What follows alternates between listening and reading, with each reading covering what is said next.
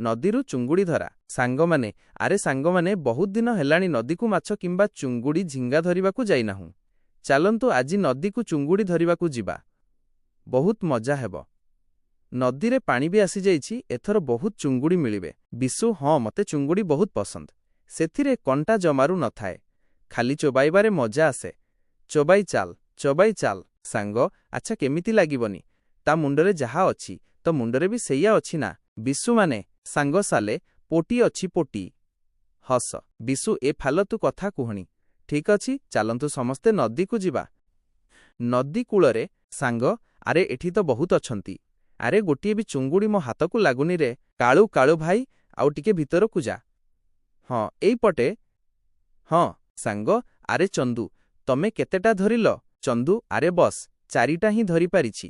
ମୁଁ ତ ଏପର୍ଯ୍ୟନ୍ତ ମାତ୍ର 2ଟା ଧରିଛି। ସାଙ୍ଗ, ଆରେ ଦେଖାଅ ଦେଖାଅ, କିଏ କେତେ ଧରିଛି।